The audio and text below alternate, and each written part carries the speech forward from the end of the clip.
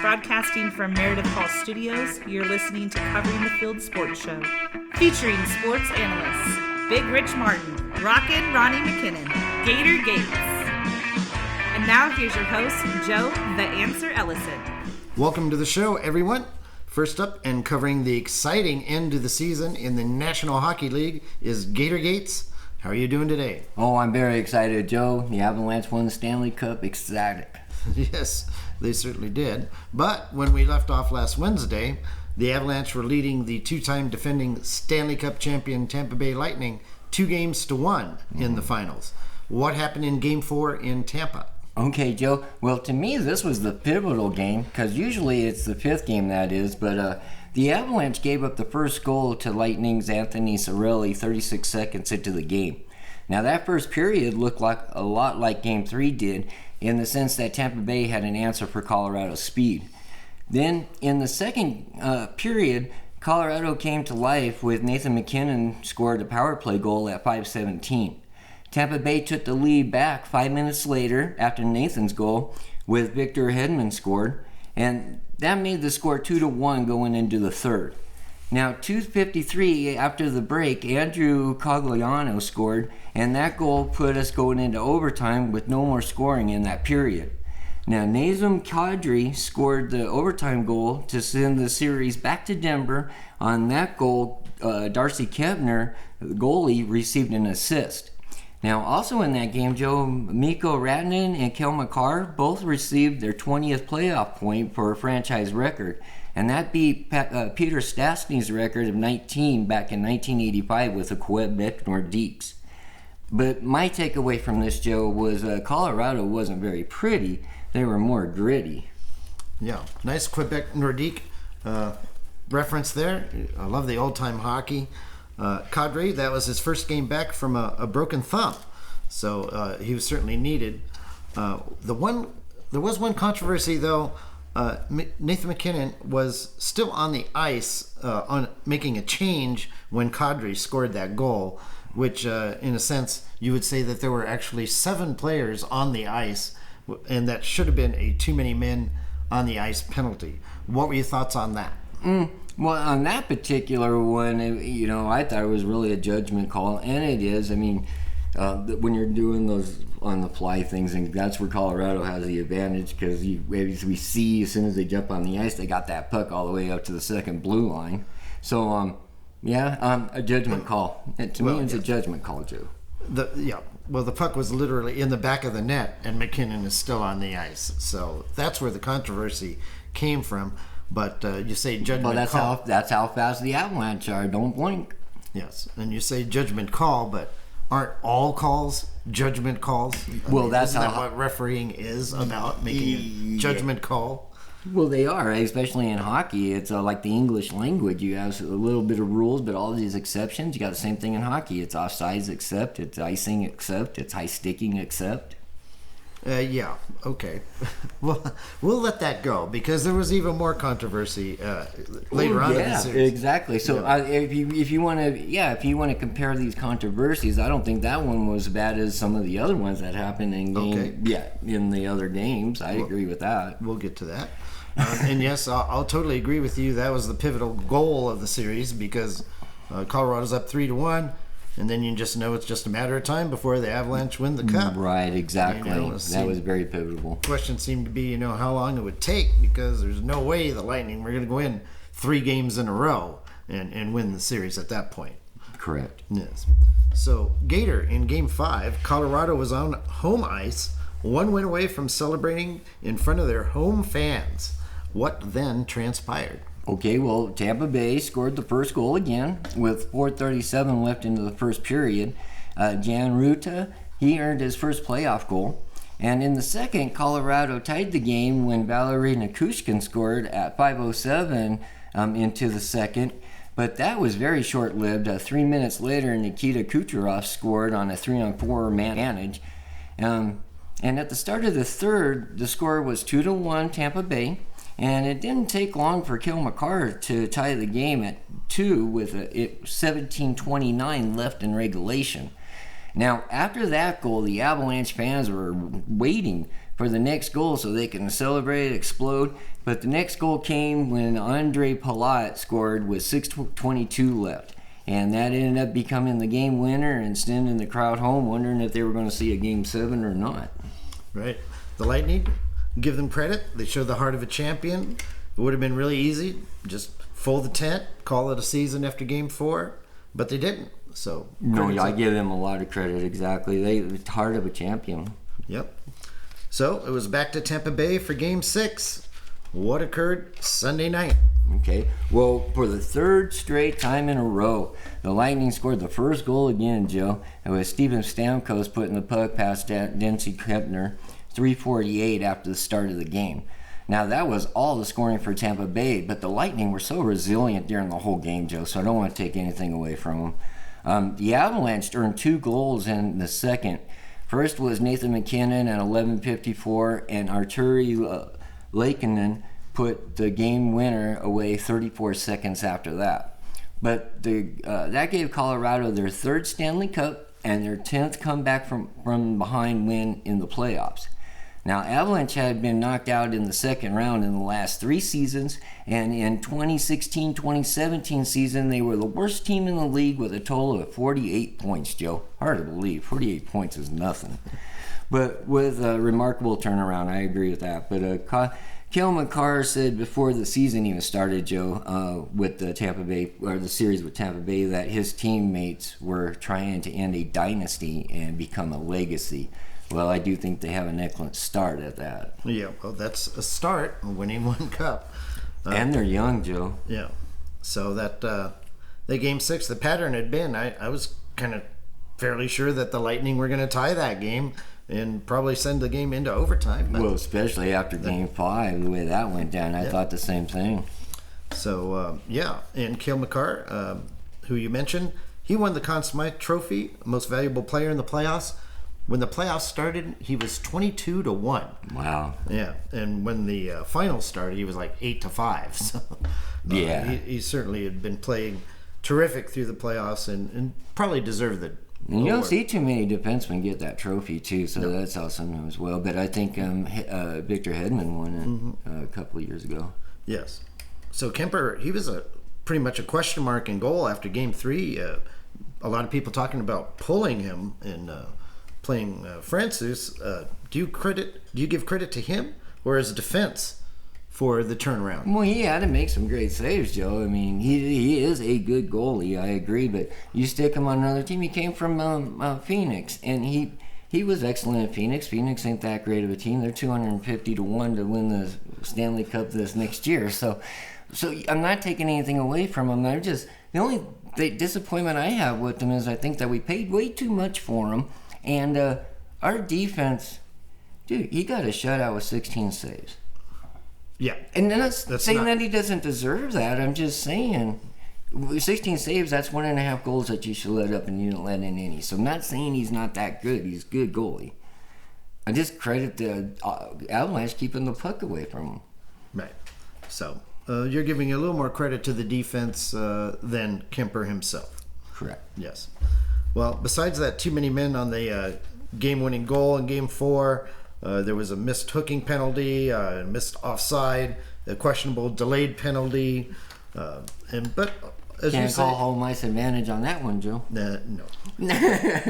But as you say, all calls are judgment calls. But They are. You can see how Tampa Bay fans could be a little grumpy, even though they did win the last 2 Stanley Cups. Sure. Before that. Sure, you want everything to be fair, and I'm sure Colorado won. Even though there would have been penalties against them, I'm sure they wanted everything to be fair too. This playoffs to me, Joe, is not like the normal playoffs that I've ever seen.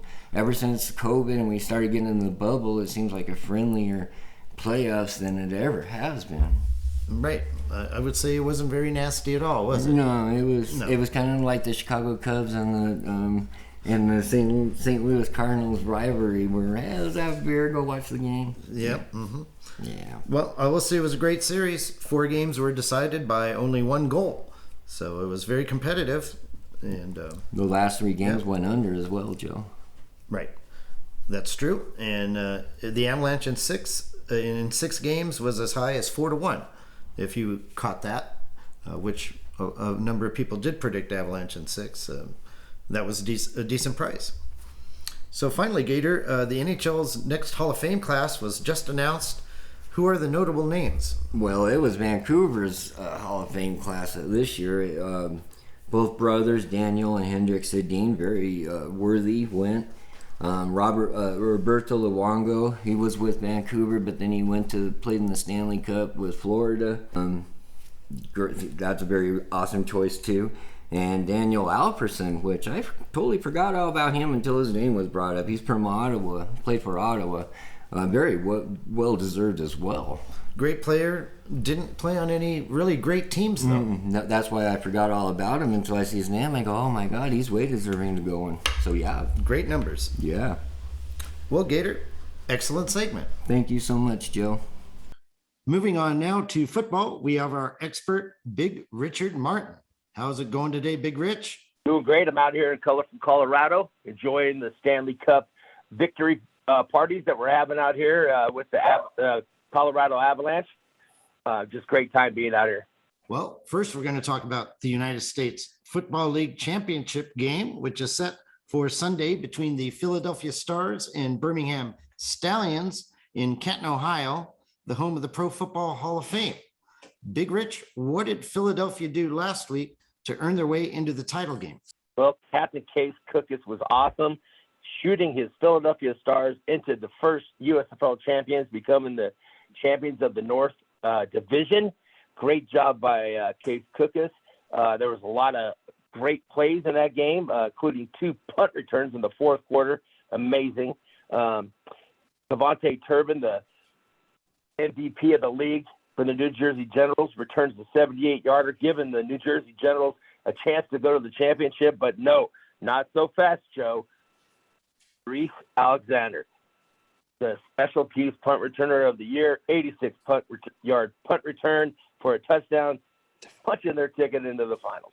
Yeah, well, Philadelphia was leading 3-0, and I guess New Jersey was just about to score, and Philadelphia got an interception return for like 88 yards, but there was a roughing the passer penalty that occurred on the play. What happened on that play? Yeah, Missouri Wilkes had a great interception. It was also a pass rush on Luis Perez, putting him on the ground, but a great reception, bringing him inside the 20. And, New Jersey was getting ready to score when that happened. They called a roughing the passer, and it went back, and I think his name was Pierre. Is that right? The referee that was in charge of this replay?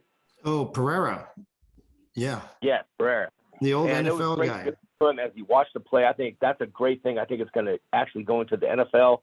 I think that it was no mystery about it. He was explaining why he made his decision, and it was, instead of listening to Joe Buck and, Troy Aikman, think what happens, you can actually hear the referee, and I thought that was a great job.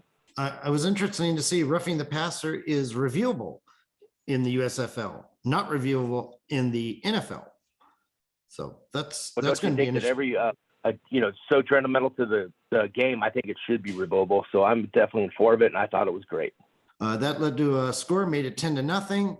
That was Luis Perez's first thrown interception in 153 attempts.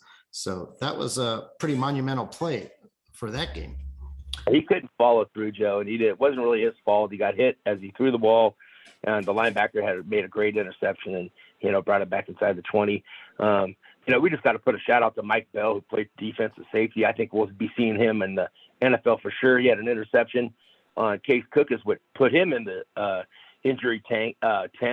And also he knocked Matt Calburn out of the game and causing a fumble inside in the red zone also. So great job, Mike Bell. Hard fought. I think you will definitely be seeing him on Sundays. He's definitely a great safety.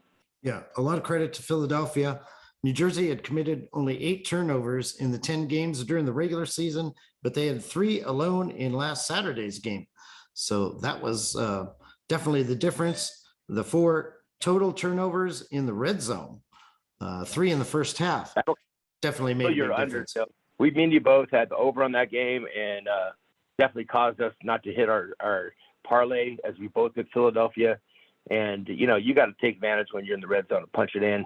And also a big injury to Channing Sterling, their outstanding cornerback, went down with a knee injury. There's no right now update on his injury, but that's a big loss for Philadelphia going into the championship game. Matt Calburn is probable, so he's probably going to play. That's good news for Philadelphia. And Case Cookis is probable also. He came back after having that second quarter injury. That was, we'll have to look into more of those injury reports.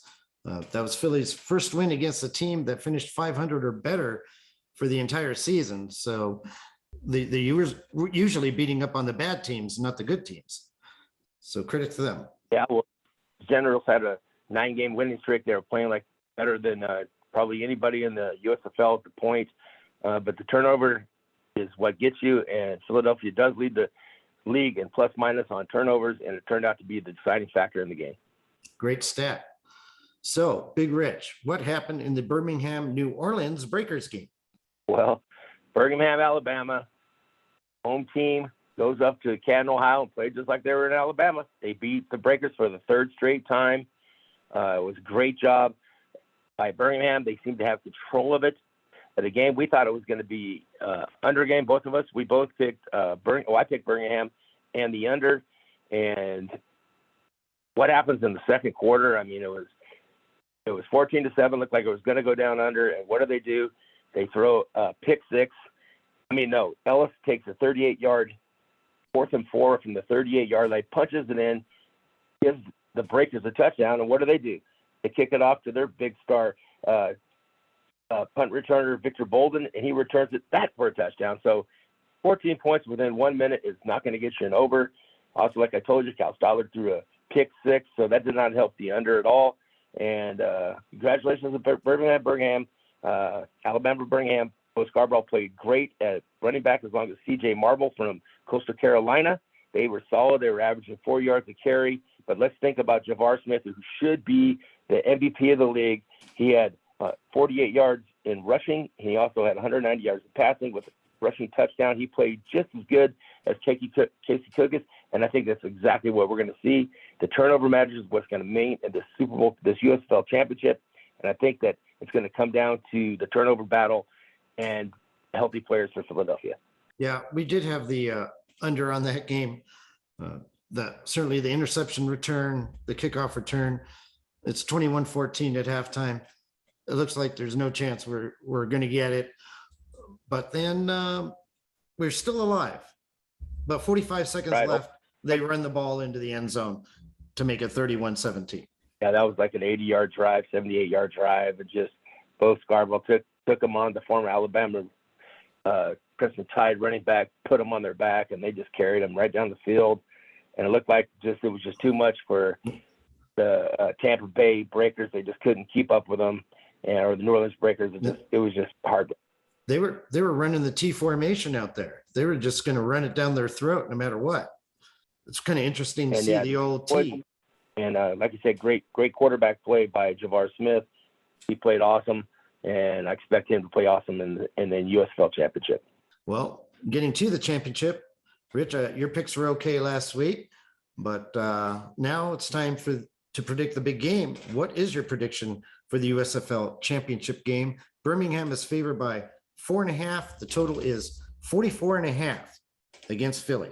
Well, Birmingham, they have been probably the best team throughout the year, and I think they're going to continue to do that. Javar Smith, like I said, was playing great. It's hard to go against Case Cookis. You just want to root for the kid.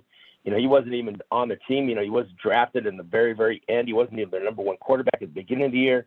It's just great heart. He runs the ball well. I think he has a shot at making an NFL team as a backup. But I'm going to go with Birmingham, and I'm going to take the over. I think the Stallions are going to gallop their way to the first championship. Yeah, I'm going to have to agree with you on Birmingham. They have been the best team all season, obviously, and they deserve to be champions. So it's okay if they win, because they really should win. I mean, the Stars, they're kind of coming back from a slow start and just kind of caught on late and started to look good. And the Stars do have all those question marks about injuries. So we're not sure exactly who's going to be out on the field for them on Sunday. So I'm going to lay the 4.5 with Birmingham. But I'm going to go against you on the total. A big reason why the Stallions have been the best team is their defense. They have not given up more than 18 points since week 2. So I'm going to try the under on this one. I'm going to go Birmingham minus the 4.5 and under 44.5. And you're going to go Birmingham 4.5 and over 44.5. I guess that'll be the tiebreaker between me and you, Joe, on this. I'm going to take the over. I think there's going to be a lot of points. I think Casey Cook is going to do a great job. I think our defense plays good. I see some turnovers happening for points. I see some special team points. So I'm going to say the over on that, and that'll be the tiebreaker between me and you. Yep. Now watch Birmingham not even cover, and we're both wrong. That could happen. Let's hope not. Over 60% on our picks, all USFL against the spread, and I suspect we'll keep it the same way. I've got a feeling we're going to win that one. Yeah, we've been doing pretty strong. So Big Rich, at this very moment, you said you are in Colorado. Are you going, I guess you're going to be at tomorrow's Avalanche Victory Parade. Yes, I will. I'll be out there celebrating the Cup. I know we have a lot of strong hockey listeners out there in Northern Nevada that follow the Avalanche. I'll have some live feeds trying to get it on there with our producer. And we're going to try to get some pictures of the Stanley Cup and see this great championship and a great run that they had this year. Congratulations, Colorado Avalanche. And congratulations to Gator Gates, our NHL predictor this year. He was awesome the way he's covered the spreads and covering the year all year with the hockey. So it's glad to have some hockey at the end of the year. Yep, we'll get some really good pictures for us. Great work, Big Rich. Thank you. Well, I'm be glad to be back in Northern Nevada next week to do our next show. Stepping up to bat now is our baseball correspondent, Rockin' Ronnie McKinnon. How you feeling today? I'm great, Joe. How about yourself? I'm doing fantastic. Right on. Ronnie, what was the news last week in Major League Baseball? Okay, Joe, we more news about Ohtani. Wow, what a shock, huh? Last Wednesday night, actually, after our show, he did another career high with 13 strikeouts. He only gave up 2 hits and a walk in 8 scoreless innings, and the Angels actually won that game 5-0. He's the first player in AL/NL history to have at least 8 RBIs in a game and strike out at least 10 batters the next game. Because we talked about last week where he had those 8 RBIs in that game. So he just continues to keep, setting some new marks. Of course, it's kind of easy when you're a designated hitter and a pitcher, right? When you can do both those things. He doesn't have to play the field either. Exactly, right. So anyway, then Aaron Judge, he's having a phenomenal year. We talked about it. I think we talked about it last week.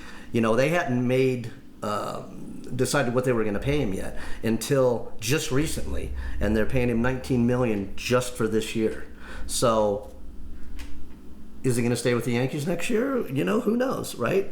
But he also tied Babe Ruth with 6 multi-home run games in the first 70 games of a season. Actually, he did it in 69 and in that 5-4 win over Tampa Bay last week. So, and the Yankees, of course, they're doing phenomenal still. I think the Yankee fans will revolt if Judge is not on the team next year. Right, So yeah. He's going to get whatever he wants. Yeah, I would think so, right? He also, the Yankees also, they have 21 comeback wins, 9 walk-offs. They had 15 straight wins at home, and then they lost a couple nights in a row, Friday and Saturday, to the Astros, actually. So, yeah, they're... In one of those games, they were actually no hit by the Astros. They were no hit, and that doesn't happen very often to the Yankees. But the one game, it just shows you how things are going right for them. They were behind, and then they ended up beating the Astros in that last game of the 3-game series. They had 2 catcher interferences, which very seldom happens. That's when the catcher's glove gets in the way of the batter's bat, and they automatically get first base when that happens. Doesn't happen very often. There also was a hit batter and a walk in that inning, but they ended up getting hits to get those runs in. So instead of leaving them on base. So they're doing pretty amazing. We'll see how long that lasts. No, we're not quite at the halfway point. 81 games would be the halfway point, but we're getting closer. And of course, the All-Star game will be coming up, and which is usually a little past the halfway point. I did mention that no-hitter by the Astros over the Yankees. I'd like to give a shout-out to Butch the Butcher. He bet on the no-hitter that day at odds of 20-1. That's right. You did mention that to me last night. I think you did. And, yeah, that's pretty cool. Yeah, It doesn't happen too often, but, I figure like Tuesdays, Fridays, Saturdays, and Sundays, since you got every team playing on those days, those might be the days to actually try the no-hitter. Because then you have like 15 games. All 30 teams are playing, where on Mondays and Thursdays, a lot of teams have that day Wednesdays. off. So you're right. That's a good thought, Joe. Maybe. Good thought, right? How often does it actually happen? Right, exactly. No, that's another thing. You got to pick and choose. You can't just bet every single day. Right. Well, he picked and choosing on the right day, right? He picked the right one. Another bit of news, Salvador Perez, catcher for Kansas City, has been around a while. He's been an All-Star for 7 different times. He's now on the injured list. Had surgery to repair. They call the ulnar collateral ligament on his left thumb. It's interesting that about thumbs, because now what's happening to Bryce Harper. Yeah, I don't know why I just lost his Bryce name. Harper. Never been a big fan of his, but a good player. He fractured his left thumb by a hit by pitch. As they were taking him off the field, he was a little, kind of animated, and was with the trainer, and he was kind of yelling back at the other team, like, he said something stupid, which doesn't surprise me, but he said, like, what, really, you got to hit me in the wrist? I mean, hit me in the head, man. I mean, come on. Really? You want to get hit in the head? Well, they can hit him in the head next time. Yeah, I mean, what's the deal there?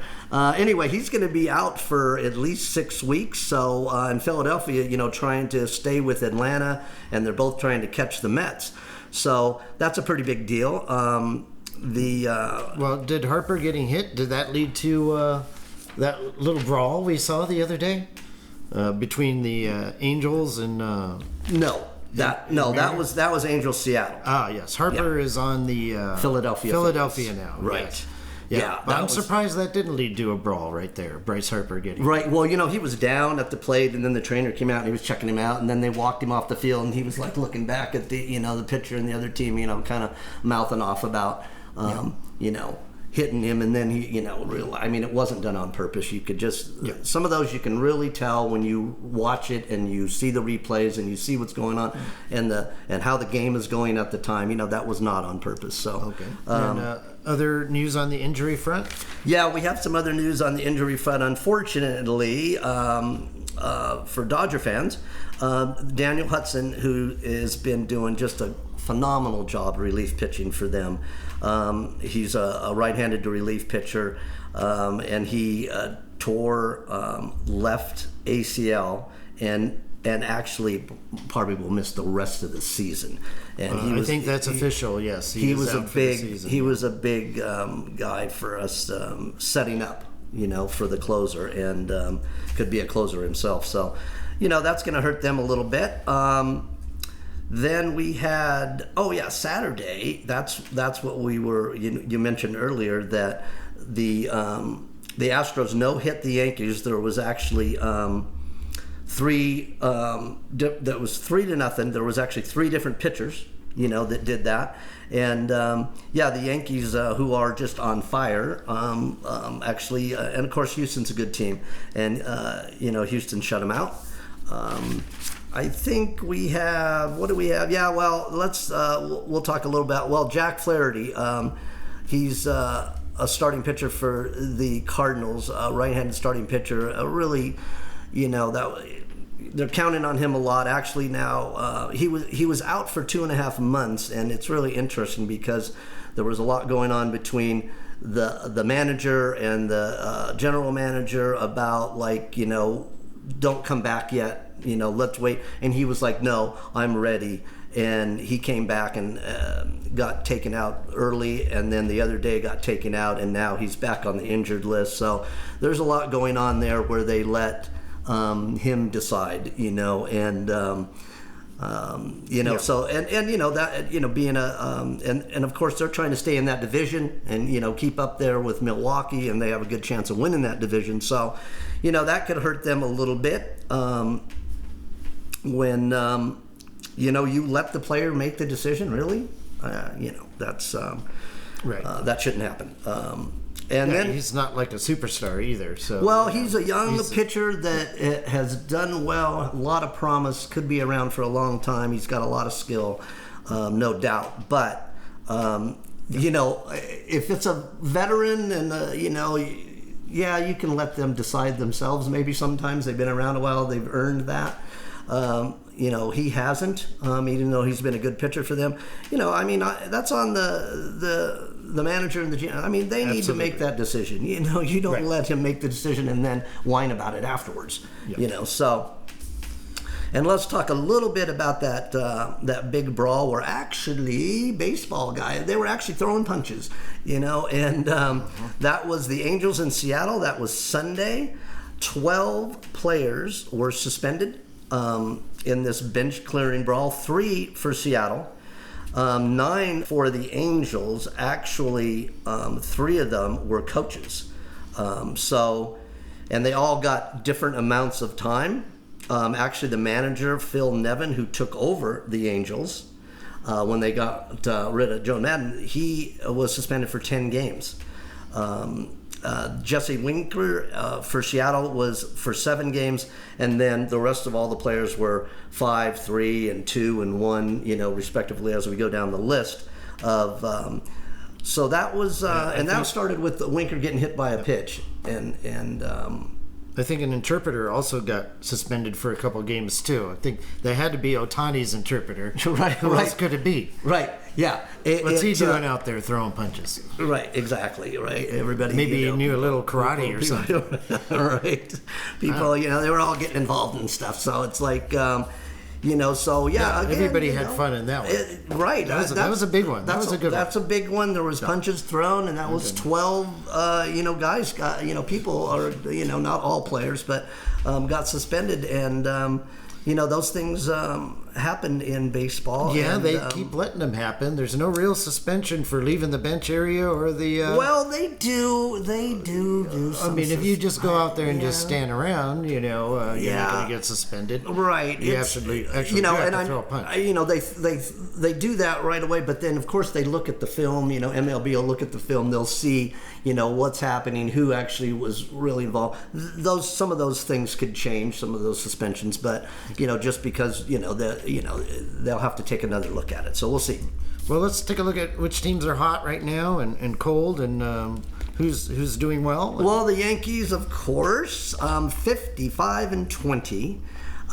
They lead major leagues in runs scored, the least amount of runs allowed, the run differential, all 3 of those things. The Dodgers usually lead in. The Yankees are leading in all of them. Runs differential, the amount of runs you score and the amount of runs you give up to the other team. They're just pretty amazing. And, at home record, away record, there is one thing. They haven't played near as many on-the-road games as a lot of the other teams. Still, they're mega powerful. They'll play some more road games, and the record might go down a little bit. But it's hard to. Yeah, we'll see what happens there. Toronto, Boston, Tampa Bay, they'd have a shot at, and they still do at wild cards because there's an extra wild card team. But Toronto's 12.5 back. Boston has actually played really well lately. They were way below 500. They're 9 games above 500. They're still 13 out. Tampa Bay's 14 out. And even though Baltimore is they're only 6 games below 500, Baltimore. Think about that. How bad they were last year. They're 20.5 games out of this division. But you know what? They're playing a lot better. A lot of these teams that aren't that good, they're bringing up some of these young men early. I always was going to say kids, but they're young men, and they bring them up early because they need some help or they got some injuries, and some of them are going to end up have already helped some of these teams in the cellar do better. We'll see what happens. Central Minnesota, Cleveland, they're both It's a 3-game lead now Minnesota has, and the White Sox 5 games below 500, but only 6 games out. In the West, Houston, of course, they're on top. They're 46-27. The rest of the teams are below 500. Texas is actually in second place, 1 game below 500, 10 out. Then the Angels, 12 out. Seattle, 12.5 out. And everybody expected them to be better. And of course, there's still time. So we'll see what happens there. In the NL, the East, the New York Mets, 47-28. And, also the Yankees and the Mets, the 2 New York teams, they both have 11 shutouts this year. Think about that for the Mets. Without DeGrom and out Scherzer, they haven't pitched most of the season, and they're still, shutting people out and 19 games above 500. Pretty amazing. We'll see how that goes. Atlanta, of course, closing in on them. They're only 4 games back now, 11 games above 500. Philadelphia is 8 games back, 3 games above 500. And then, like a Baltimore team, Miami, they're only 7 games below, 13 out, but they're doing better, I think, than expected, and still expected to do better than they are now. We'll see what happens. I'm not a big fan of Mattingly. He's the manager there. He used to be the Dodger manager. But anyway, in the Central, Milwaukee and St. Louis battling. Half a game separates them. Milwaukee up by half a game. And then Pittsburgh, Chicago, Cincinnati kind of way back. And then in the West, a close race like we all expected for the top 3 teams, the Dodgers, San Diego, San Francisco. The Dodgers lost the last 2 nights to Colorado, who usually beats them up. They've won 4 out of 5 this year already. San Diego's been lost a few too lately, 3 in a row, I believe. 1.5 back. San Francisco's 5 back. And then you have Arizona and Colorado. Well, if you had to wager right now, who is going to finish ahead of each other between San Diego and San Francisco, who would you pick? I'd pick San Diego. You still think San Diego is going to hang in there? Now, you remember last year. I totally remember how last they year. Totally fell apart. They did fall apart. Don't think it's going to happen this year. Couple things. A lot better pitching and a better manager. Right. And that's a big thing. That's your... I'm big into managing and coaching. I really am. So better manager and better starting pitching, and they all are dealing with injuries, and they're all going to still deal with some more injuries as time goes on. Unfortunately, that's just the nature of the game there. So okay, well, Ronnie, do you have any predictions for this week's games, or are we going to be looking on the website? Yeah, well, look on the website. We'll put some on there tomorrow. Okay. Yeah, fair enough. Sure. We'll just look on the website for that. There you go. In the Men's College Baseball World Series that we've been covering, it wrapped up last weekend. How did that finish? Well, Ole Miss, right? I know they beat your Oklahoma. They beat them, it was going to be best 2 out of 3. They actually won the first game 10-3, and then Sunday they won the second game 4-2. And of course, Oklahoma hadn't lost coming into that, the whole tournament.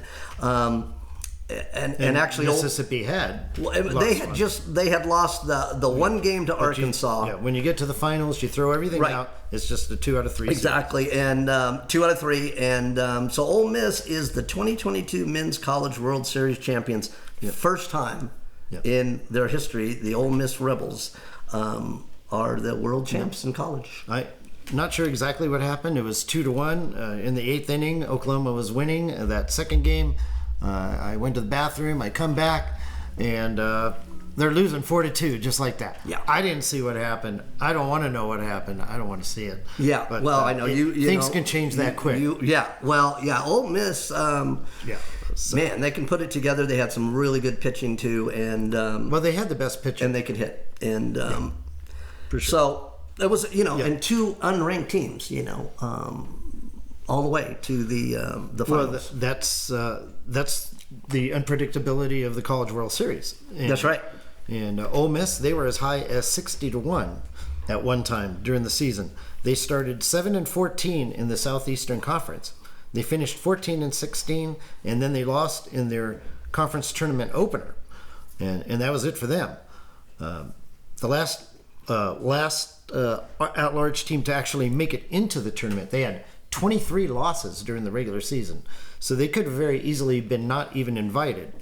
That's and right. managed to win the whole tournament. So that was pretty lucky to get in, and they took advantage of that. Yeah, well, and speaking of Oklahoma, I mean, I know you wanted them to win, but you won the women's softball. Well, it would have been an amazing story, right? Oklahoma was as high as 350 to 1, and came up just short. Yeah, and well, this you would have could have been, hedged that. Yeah, this would have been a little more. I mean, Oklahoma. The girls. The women. Yes, that wasn't. Totally a shocker at all, right? No, they are defending champions. Exactly, Two-time and so that wasn't. But this one, it was good to see two teams in there like that. That hadn't. Kind of like how Connecticut was winning, the men's and women's college basketball tournament at the same time. That's right. It would have been an interesting story to win the baseball and softball. Didn't quite happen. Nope, it didn't. Ole Miss, the World Series champions for men's college baseball. Fantastic job, Ronnie. Joe, thanks for having me. Completing our sports coverage again is Gator Gates. Gator, last Sunday, after a rare week off, NASCAR returned to racing in Nashville. What went on? Okay, well, the biggest story here, Joe, was the rain. The qualifying, the rain stopped the second round, and right before the fastest 10 drivers were about to come out, so that gave Denny Hamlin the pole. But the race was about 7 hours long, Joe. They started 12 minutes earlier, then it was halted for an hour due to rain, for lightning. Then again, the race was stopped after they restarted due to the rain, but this time that lasted 2 hours before the cars got back on the track. But Toyota dominated the race, Joe, with 4 of their drivers leading a total of 253 of the 300 laps. But with 9 laps remaining, a caution came out and the Toyotas all pitted. But Chase Elliott and 9 other drivers decided to stay out. That decision gave Chase his second win of the year and a guitar trophy. But Kurt Busch's Toyota finished second, and Ford's Ryan Blaney received the checker flag in third. Wow. Yeah, Gator, I have to give you credit. You nailed it. You predicted Elliott would win last week. Did you happen to see what odds you could have got Elliott at? I really didn't know. Oh, I'm going to guess it was probably about 8-1, maybe 10-1. I'm not real sure. Okay. And I don't, be honest with you guys, I don't like looking at the odds. And I'll tell you why, because it influences you. It's kind of like horses. You look at a horse, you think that the horse is great, and then what happens? You look and see that he's 80-1. Well, I ain't going to put no money on that. And what happens? Yeah, he could win. Kind of like the Kentucky Derby, the 80-1 horse, of course. So I try not, when I'm trying to handicap these things or whatever, I try not to look at the odds. I just want to go, like if Joe was walking up to me and goes, Sean, who do you like, Yankees or the Cubs? Boom, whatever answer I say right there. Yeah, I also do not like to look at the odds either. And sometimes I'm laying big minuses, and I'm generally parlaying those big minuses. But if you like it, you like it. A winner's a winner, Joe. Right. So this Saturday, they will be racing at Road America at Elkhart Lake, Wisconsin. Who do you like on this road course? Okay. Well, God, these road courses are so hard for me. We got a ton of them this year. But there is 9 races left, and Chase Elliott was last year's winner. The Chevys, if you look at them, they had 4 of the top 5 last year. Toyota finished with 10th with Kyle Busch. I'm going to have to take the Chevys again. Joe, I like Ross Chastain. Okay. Well, he has won a road course race. In fact, earlier this year, I believe he did. I think so. That's why I'm going to take him. So that's a pretty good choice. I like that. Gator, Formula One is racing next Sunday at Silverstone in England. Mm-hmm. Who's Great your track. Yes. Who's your pick there? Well, God, Red Bull has won 6 races in a row, Joe. That's all you need to know, probably. It's hard to go against Max. Max Verstappen. Last year, Lewis Hamilton won. We know the problems he's having. Second place went to Charles Leclerc. It's really hard for me to go with Ferrari right now. I don't know until... I guess Ferrari, if you want to take that chance, but I'm going to go with Max. Well, eventually the streak is going to end, you would think. Eventually. But it's until you see it happen, it's hard to believe, isn't it? Yes, especially with these cars. It's not the drivers; it's the teams having a hard time getting them dialed in. Right, and definitely Red Bull has the best cars, so they figured it out the fastest. Exactly. So credit to Red Bull; they're dominating right now. So Gator, Wimbledon, tennis's third major, began Monday just outside of London. This being Wednesday, there haven't been an incredible amount of matches, but have there been any surprises yet? Okay, well, in the men's, we had a retirement, Joe. Did you see that? I saw on Monday. Marin Cilic was pulled out. He went to the semifinals of the French Open. Oh, that way he went. I just saw that he was retiring. Oh, okay. Because I didn't see any other upsets really. Now the girls had a ton of them. I guess the biggest one would be Serena Williams. Yeah, Serena Williams, she lost. But God, I love watching the girls. There's somebody always new there. Yeah, always. It's awesome. Yeah. Well, Serena did lose, but I can't say it was a real surprise. It was her first tournament in a year that she had played. She lost to a French girl. Mm-hmm. But Serena is 40 years old. Yeah, correct. And she actually should hang up her racket by now if but she's only going to be playing once a year. It is hard to believe she's 40. Yeah.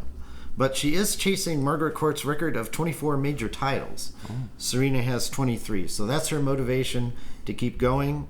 Of course, she had a child, and that certainly hurt her. Well, it'd be nice if she can tie it. I guess. I'm not rooting for her. No? She's not one of my favorites. But, like I said, there's so much parity in that. It's just fun to watch the girls. The guys, Nadal, Novacek, Federer. Until that changes. Well, we'll see her at the U.S. Open, I'm sure now. If she was just going to do the Wimbledon and just play one match and then just quit, I'm sure we'll see her at the U.S. Open. I don't think so. That's not her style. But the reason I don't like Serena is her antics on the court. Oh. She's had the four incidents at the U.S. Open alone, where she's like threatening lines people. No, I understand that, Joe. I totally can understand that. And to say that she's going to be the greatest, it's going to be tough for me to say that, considering her attitude on the court. No, I understand that, Joe. I understand. Mm-hmm. So, Gator. The Tour de France cycling race begins Friday instead of the usual Saturday. This year it starts in Copenhagen, Denmark. Yeah, that's what you said, Joe. That's interesting. Yeah, they like to involve some other countries, just... Usually at the beginning, they'll go from Italy to France. And Italy, Belgium, whatever, Correct. just the very start. Or maybe they might just cross over for a little while and then come back into France. But...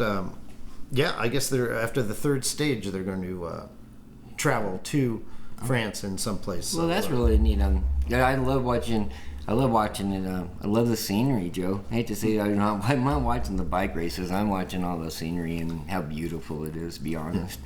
Well, the pick is an easy one to make. Tadej Pogacar. He's going for his third consecutive title. He's only 23 years old, meaning he was 21 the first time he won it, which is amazing. Was he in the Olympics? I don't believe he was in. Oh, wait, he was in the Olympics, but it was just the one road course, and it was just one stage. Oh, okay. So he's going off now at minus 175. Well, that's not bad if he's that big of a favorite. No. Oh. I was lucky. I got him at plus 125, but I had to bet it way back in November when the odds first came out. So I you got hosed. No, I got plus 125. Whoever's betting it now at minus 175. Oh, plus. I'm thinking minus. Plus 125. Oh, okay. My fault. I was thinking minus. Okay. Okay, so good deal. Good deal. You got a good price. Yes. So, finally, Gator, I guess I should ask, do you have a pick for the USFL Championship? Okay, well, I was picking New Jersey until last week, and so... with Philly beating them, and I was thinking New Jersey was going to beat Birmingham, I'm going to have to go with Philly. You're going to go for the upset? Yeah. All right, well, we'll see how it goes. Any thoughts on the over-under? I would say under. Yeah, I'm leaning towards the under too. And as always, terrific stuff, Gator. Okay. Thank you. Ladies and gentlemen, it's that time for the moments we've all been waiting for. The stories that make us furious about bets that appeared surely to be winners, but in the end something went horribly wrong and they ended up being losers. It's a segment we affectionately call You Got Hosed. You got hosed. So Gator, do you have a You Got Hosed story this week? Oh yeah, Joe, I would have to say it's the Stanley Cup Game 5, anybody that bet on the Avalanche. But I want to go back. The first two games were in Colorado. Avalanche win both of them. They won that 7-0 in the second game. They go back to Tampa Bay. They lose the first game, and then they win the second game with Kadri getting that goal and the way they won it. So everybody was on the Avalanche in that Game 5. And what happened? Tampa Bay, I give credit to Tampa Bay. They were resilient. They just didn't let that happen. Had to go play Game 6. So I would say anybody that had an Avalanche ticket for Game 5 or even had them to win it in 5 games, like I did, we all got hosed. Yeah, that was a surprise, but that's the heart of a champion we talked about, Tampa Bay. Exactly. Do you have a You Got Hosed story, Joe? Yeah, me and a bunch of people in northern Nevada got hosed last Wednesday night. Who's the channel we've learned to hate? Everyone knows it's Channel 8, KOLO in Reno. It's 2-2 in overtime of Game 4 between Colorado and Tampa Bay, and just like 2 weeks before during the NBA Finals, the TV screen goes blank. Sure enough, the next image we see is the final score of Colorado 3-2. After over 3 hours of watching a great and important game, we missed the winning goal. Me and everyone else who are looking at blank screens, we got hosed. Yeah, and twice it's happened, Joe. You've all got hosed. You got hosed. So thank you everyone for listening, and we'll have another great show for you next week. You've been listening to a Covering the Field sports show. Visit us at coveringthefield.com. Email us your comments, questions, and You Got Host stories at coveringthefield@gmail.com. Find us on Twitter at coveringfield. Thank you to our junior IT, Caden Martin. Thanks to our assistant to the editorial staff, Boots McCage. We will see you all next time for another episode of Covering the Field.